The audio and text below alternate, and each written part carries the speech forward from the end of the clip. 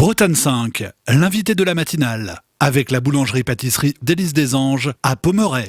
Et en ce lundi, nous recevons Marc Le Fur comme invité de la matinale. On va parler politique avec Marc Le Fur, député de la 3e circonscription des Côtes-d'Armor, vice-président de l'Assemblée nationale et candidat au régional sur la liste Isson-Haut-La Bretagne, droite, centre et régionaliste, conduite par Isabelle Le Callennec. Bonjour Marc Le Fur. Bonjour. Merci d'avoir accepté notre invitation au micro de la matinale en ce jour férié. Marc Le Fur, c'est compliqué les élections régionales qui s'annoncent en Bretagne. On a une droite qui essaie de se réunir, c'est pas simple, le paysage national ne vous aide pas. La gauche essaie de se réunir aussi, on a l'impression un petit peu d'une élection, je l'ai déjà dit ici, mais en ordre dispersé. Alors la première complication pour ces élections, c'est évidemment la période. La préoccupation de nos concitoyens reste le Covid, ou la Covid, et ceci occasionne de multiples difficultés. C'est un peu paradoxal, nous sommes en campagne, mais nous ne pouvons pas faire de réunions. On devrait pouvoir en faire à partir de la mi-juin, mais pour le moment, on ne peut pas faire de réunion. C'est un peu contraire à la logique démocratique. Mais ça, c'est une donnée, il faut faire avec, on fait avec. Quant à la campagne, de notre point de vue, elle se passe bien. Nous avons réuni. C'est en face que la division existe. Nous avons réuni la droite, le centre, les régionalistes. C'est exactement la configuration qui était d'ailleurs celle de notre groupe au Conseil régional.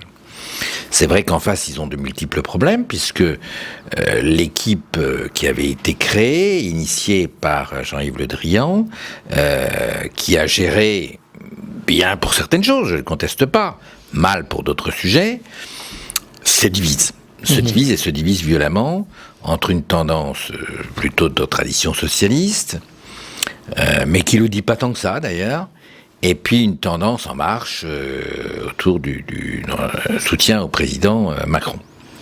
Nous avons réuni une équipe qui comporte non seulement des gens engagés dans la vie publique, mais qui comporte aussi des gens de la société civile, qui se rassemblent autour de notre tête de liste, Isabelle Le Callennec, qui vient de brillamment emporter la commune de Vitré.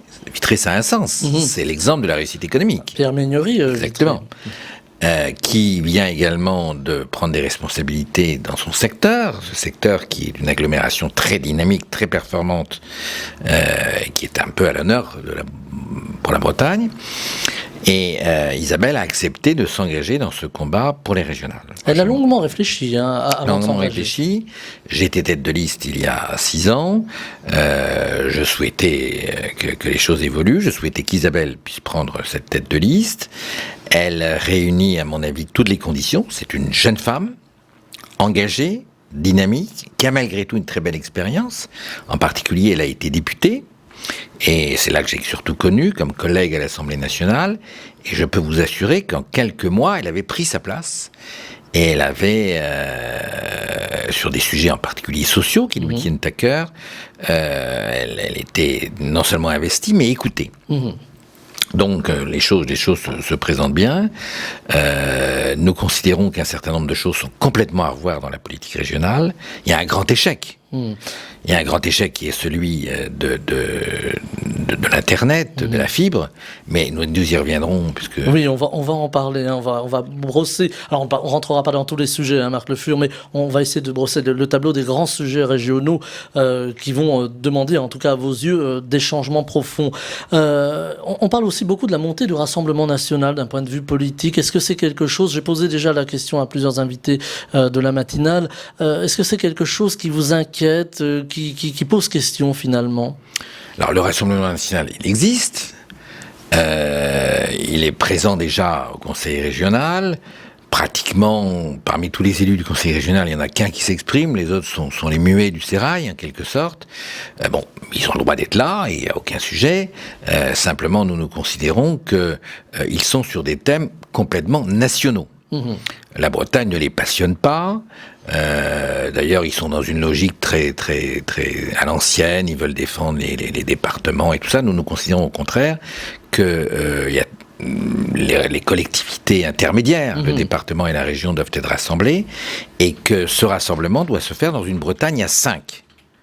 Nous y sommes très attachés. Avec Isabelle, nous étions il y a encore peu de temps à Nantes, où nous avons rencontré les deux associations qui militent pour ce rattachement de la Loire-Atlantique et la Bretagne administrative, pour cette réalité historique, mais aussi réalité économique. On a l'impression qu'on y arrive, finalement, après tant et tant d'années. Alors, je crois qu'on peut progresser. En tout cas, nous considérons que l'actuelle majorité se disait favorable dans le principe. J'ai pas de raison de mettre en cause leur sincérité. Mais on peut pas dire qu'ils aient fait grand-chose pour aller dans ce sens-là. Nous considérons qu'il faut évoluer. L'actuelle majorité n'a pas su, en particulier, tirer toutes les conséquences d'un événement historique, me semble-t-il, qui est le rassemblement de plus de 100 000 signatures pour qu'il y ait un vrai débat sur la Bretagne à 5. Et nous souhaitons prendre en compte tout cela. Nous le faisons avec Bretagne Réunie, l'association qui a généré ces plus de 100 000 signatures, mais aussi avec À la Bretonne, qui maintenant milite aussi pour tout ça. C'est pas simplement parce que c'est une réalité historique, c'est pas simplement parce que c'est toute notre culture, mais c'est aussi parce que c'est une réalité économique. Mmh. Pour peser face à Paris, pour peser en Europe, la Bretagne à 5, ce serait formidable. C'est à peu près la taille du Danemark, pour parler clair.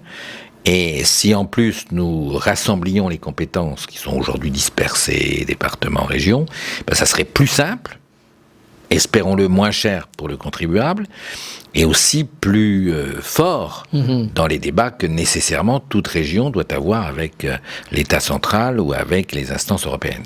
Alors Marc Le Fur, on parle de réunification, j'en profite pour glisser aussi sur les langues régionales. On en a deux ici en Bretagne, le breton évidemment fort connu, le gallo qui fait sa place aussi, qui revient beaucoup sur le devant de la scène, et c'est une bonne chose. Les langues de Bretagne, on a eu cette loi Molac qui change beaucoup de choses, mais bon, quelques députés la contestent devant le Conseil d'État. Est-ce que là aussi ça s'inscrit dans une réalité alors historique de territoire, de culture ? Dans notre famille politique, nous sommes très attachés à la transmission. Transmettre un patrimoine. Et dans ces éléments de patrimoine, il y a nos langues. Moi, je suis issu du territoire bretonnant. Je parlais breton à la maison. Je ne l'ai pas complètement oublié. Je vous ai entendu parler breton. Je vous ai même entendu chanter le Bourgoz Mazali. Il y a aussi le gallo, que j'ai découvert plus tard, qui est aussi une vraie richesse. L'histoire, la blague en gallo, ça a un sens, c'est très convivial. Donc tout ça, je crois que c'est une richesse. Maintenant, beaucoup de gens l'admettent. Il y a une évolution majeure, c'est la révision constitutionnelle de 2008, qui a permis, c'était à mon initiative à l'époque, d'introduire l'article 75-1 dans la Constitution qui reconnaît les langues régionales. Le deuxième étage de la fusée, c'était une loi. Une loi qui, maintenant, a été votée. Cette loi ne résout pas tous les problèmes, loin de là, mais elle mérite d'exister. Paul Molac a eu le mérite de reprendre un certain nombre de propositions que j'avais pu faire d'ailleurs dans le passé. J'ai complètement soutenu ce texte. À un moment donné, il faut oublier les clivages. Voilà, c'est très transpartisan finalement. C'est très transpartisan et ça me va bien. Je regrette que des députés En Marche ou des députés Modem se soient opposés à cette loi. Alors qu'est-ce qu'ils s'y opposent ? C'est leur droit. Mais à l'initiative de M. Blanquer, ministre de l'Éducation nationale, ils ont déposé un recours au Conseil constitutionnel qui nous inquiète. J'espère qu'il n'aboutira pas, mais il y a un vrai risque. Alors, dans les grands sujets, Marc Le Fur, outre effectivement les langues et le retour de Nantes en Bretagne, il y a les grands sujets que sont l'agriculture et l'industrie. En Bretagne, on l'a vu avec cette crise, l'agriculture a continué à fonctionner, l'industrie également, même avec beaucoup de difficultés, mais elle a été là.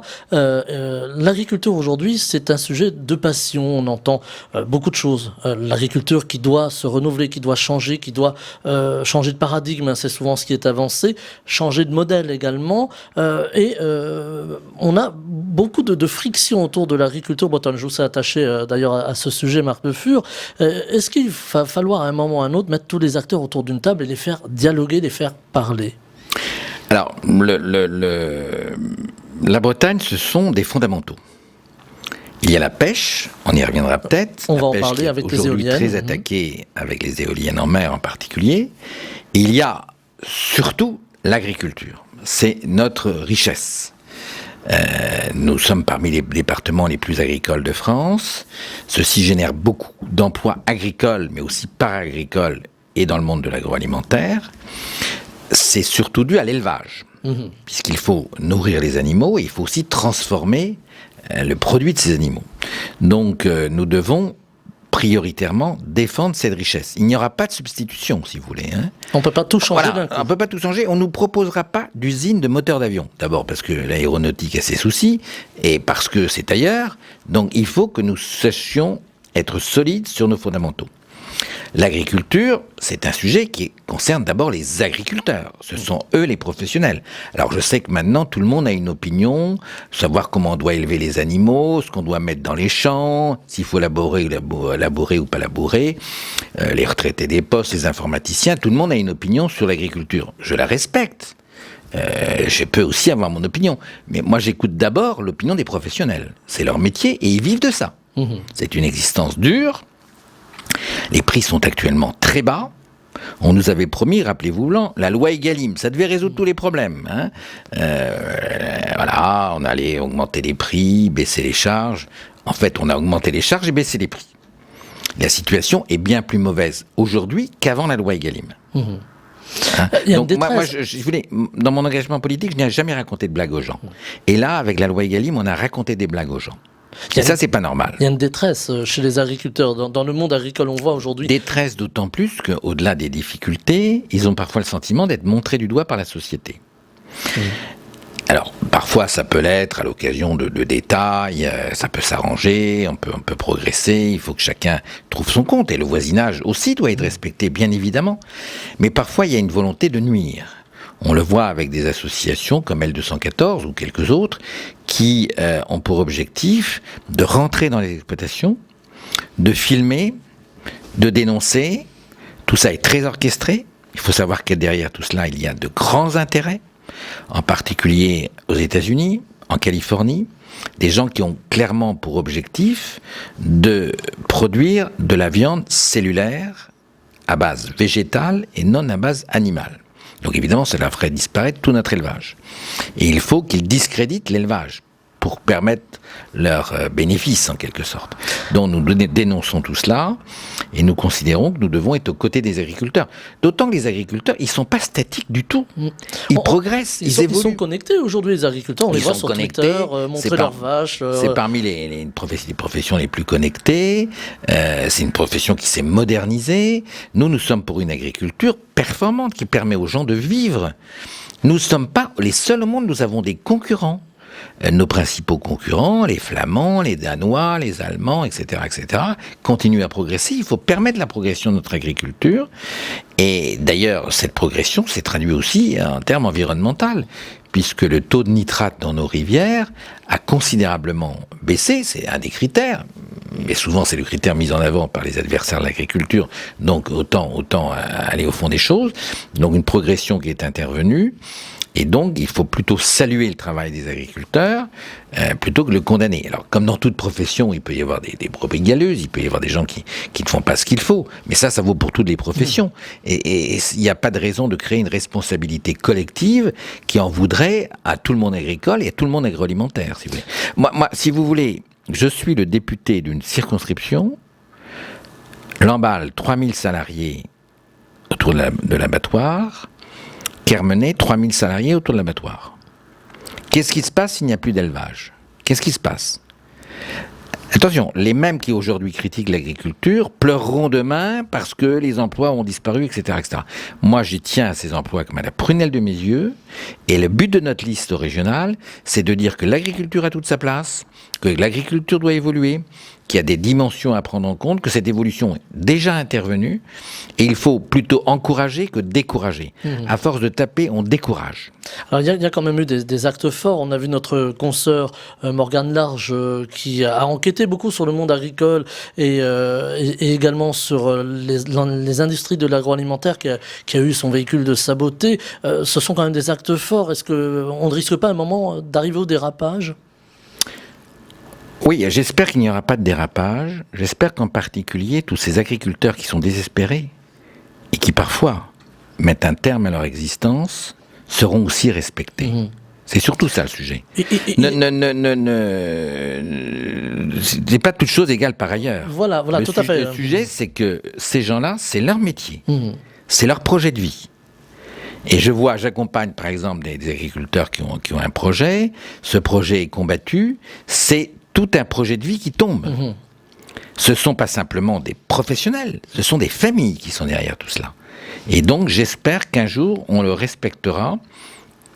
Et c'est d'autant plus respectable qu'ils ont progressé et ils vont continuer à progresser. C'est d'autant plus respectable qu'ils nous nourrissent. On l'a un peu oublié, mais au tout début de la pandémie, pendant quelques jours, on s'est posé la question, est-ce qu'on va capable de nourrir les Français, hein? Voilà, il y a eu quelques stocks de fer, il y a eu une vraie inquiétude, et toute la filière. Et là, pour le coup, non seulement la production, mais la transformation et la distribution ont réussi à poursuivre la tâche majeure qui est de leur activité, c'est-à-dire nourrir les Français. Ceci, nous le vivons comme une évidence. C'est pas si évident que ça. D'autant que notre pays a vu sa part dans l'agriculture mondiale diminuer, et même la balance des paiements est maintenant négative en matière agricole. Alors justement, pour conclure sur l'agriculture, je disais, est-ce que finalement les positions entre les défenseurs d'une agriculture plus bio, on va le dire comme ça, ou plus respectueuse de l'environnement, vont pouvoir un jour arriver à dialoguer avec ces agriculteurs qui finalement, eux aussi, progressent avec les nouvelles générations? Mais dialogue, nous avons sur notre liste Hervé Guélou, maire de Plufur, bretonnant, agriculteur bio. Et c'est pas un bio de la dernière heure, il s'est investi depuis longtemps là-dessus, et donc nourriture à l'herbe, etc., etc. Il y a de la place pour plusieurs projets dans le domaine agricole. C'est vrai qu'il y a 20, 30 ans, c'était le modèle. C'est fini. Il est en train de changer. Le singulier doit disparaître, c'est le pluriel. Il y a plusieurs modèles, parce qu'il y a plusieurs marchés, tout simplement. Il y a un marché du bio, il existe, un certain nombre de nos concitoyens font ce choix. C'est un choix qui leur est assez coûteux d'ailleurs, mais vous avez aussi une bonne partie de nos concitoyens qui n'ont pas les moyens de faire ce choix. Nos concitoyens sont des gens modestes, et la crise économique qui accompagne la crise du coronavirus fait que la situation de bien des familles va devenir plus compliquée en termes de pouvoir d'achat. Donc ça aussi, il faut en tenir compte. Nous n'avons pas le droit en France de ne produire que pour une catégorie très étroite de la population. Il faut produire pour tous les Français. Alors Marthe Le Fur, et il faut produire des produits de qualité, ce qui est le cas, et des produits accessibles aussi. Alors Marthe Le Fur, vous avez évoqué en quelques mots tout à l'heure très brièvement la pêche. On vous a vu très impliqué ces derniers temps auprès des pêcheurs qui aujourd'hui militent pour que soit arrêté le chantier des éoliennes en mer au large de la baie de Saint-Brieuc. On a beaucoup parlé sur cette antenne des conséquences. Il y a aussi une conséquence plus grave, c'est pour l'emploi, c'est pour une forme de disparition de la pêche artisanale. Là aussi, est-ce qu'il va falloir être vigilant et comment arrêter un projet qui déjà est sur les rails? Alors, une fois de plus, les fondamentaux, c'est l'agriculture et la pêche. Moi, j'ai toujours défendu les pêcheurs, et les pêcheurs, ils sont confrontés à plusieurs sujets. Il y a le sujet du Brexit, c'est pas simple. Il y a le sujet de Jersey, qui j'espère se résoudra, mais pour le moment, il n'est pas vraiment résolu.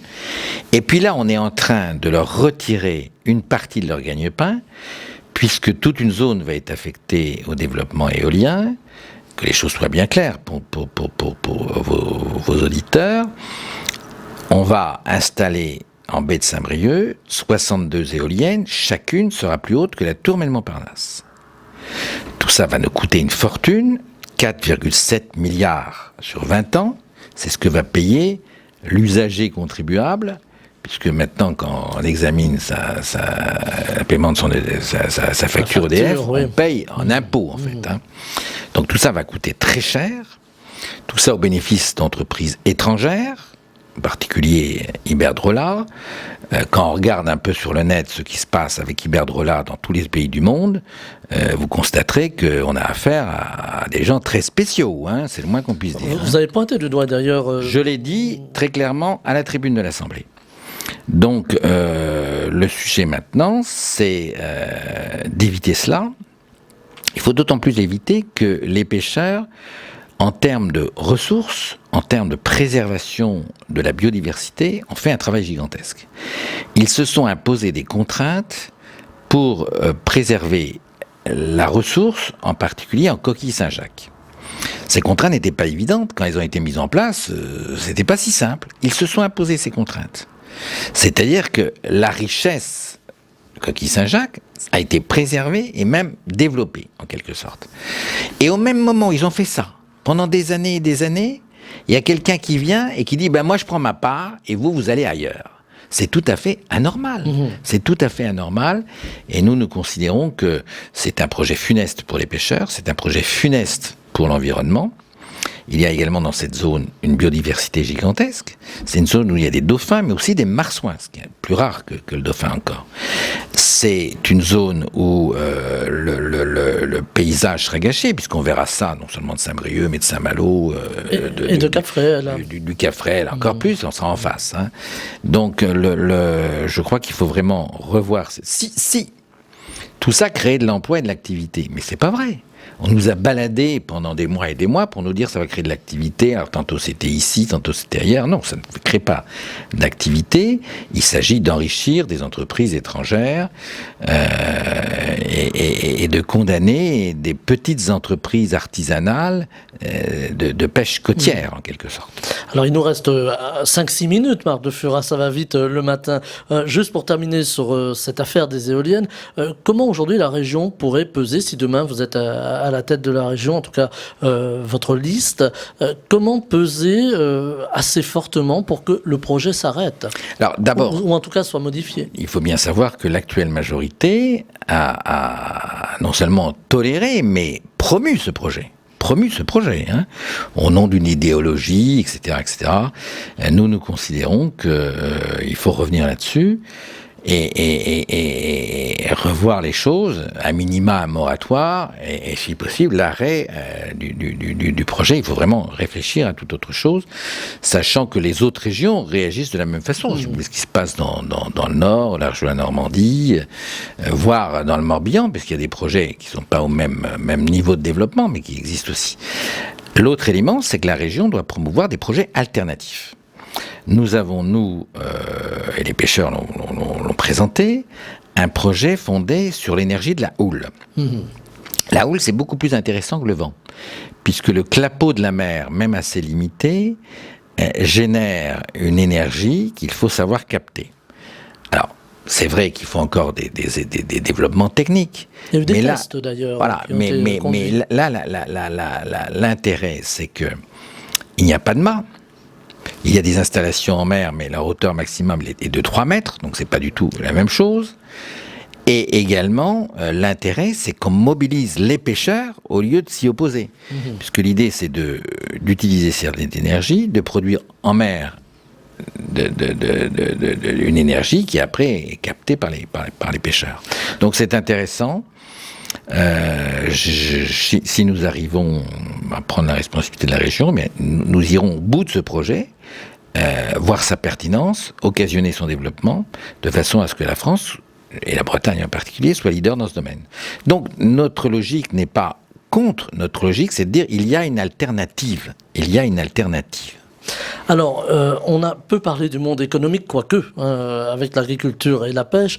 Aujourd'hui, le monde économique a été frappé de plein fouet par cette crise de Covid-19 et on a vu de grandes entreprises aussi qui ont choisi d'arrêter des activités. Je pense à la fonderie de Bretagne. Est-ce que la Bretagne, qui est un peu érigée en modèle, le président de la région, Loïc Chenet-Gérard, parle même de laboratoire. Est-ce que justement, en termes de laboratoire, il va falloir là aussi expérimenter d'autres... Alors, on aurait bien voulu expérimenter, et l'actuel président disait expérimentons. Je ne vois pas ces expérimentations très concrètement. Par contre, il y a une conséquence très objective du Covid, c'est que les citadins, et en particulier les citadins des métropoles,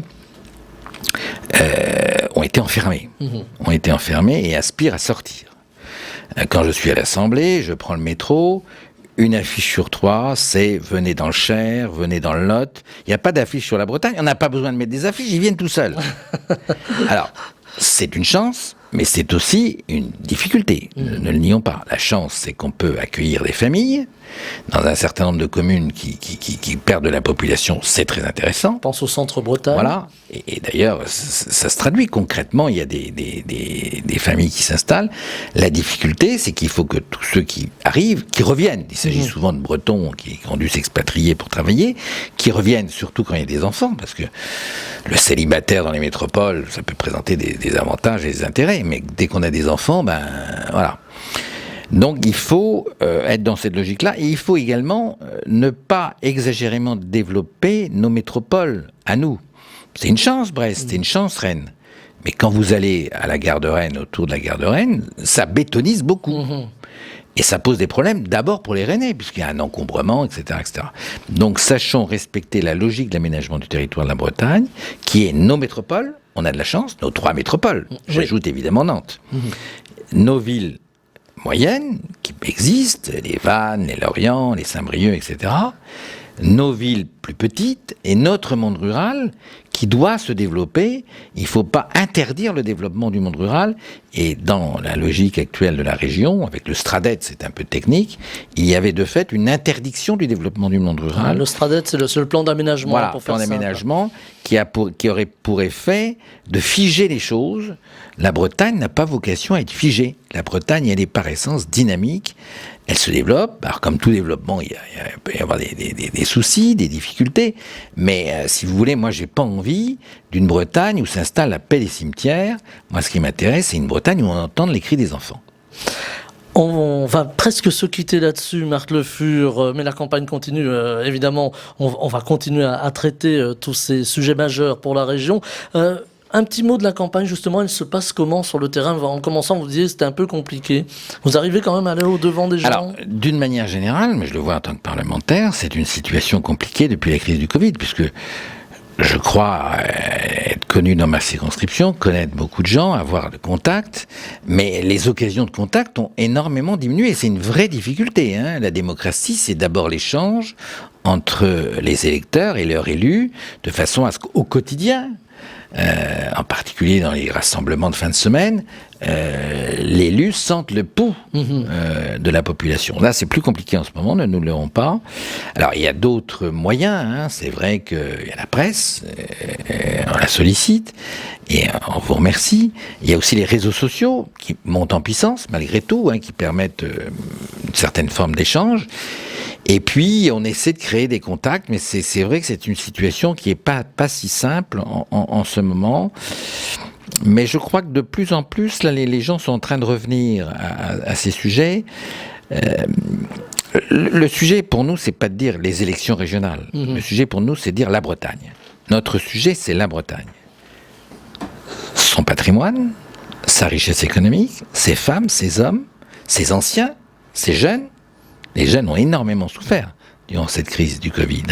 C'est ça qui nous intéresse. Ce sont les gens qui nous intéressent. C'est pas les institutions, c'est pas la boîte noire institutionnelle en quelque sorte. Ce sont les gens. Et c'est pour ça que nous souhaitons nous mettre en avant l'ambition que nous avons pour la Bretagne. Une fois de plus, on a loupé des coches. C'est clair, en particulier sur le développement des infrastructures de la fibre. On aurait dû être les meilleurs, on est les plus mauvais. Voilà. Maintenant, il faut rattraper ce retard. Il y a d'autres occasions également, d'autres sujets qui interviendront. Mais en tout cas, sachant que nous avons un potentiel, un dynamisme, et nous ne demandons qu'à ce qu'il se développe. Eh bien, c'est là-dessus que l'on va se quitter, Marc Le Fur. Je rappelle que vous êtes député de la 3e circonscription des Côtes-d'Armor, Lamballe-Loudéac, pour faire simple, vice-président de l'Assemblée nationale et donc candidat au régional sur la liste Isson-Haut, la Bretagne, donc liste droite, centre et régionaliste menée par Isabelle Le Callennec. Vous étiez avec nous en direct ce matin, je vous en remercie. Je vous souhaite une très belle journée. Bretagne 5 matin, Stéphane Hamon.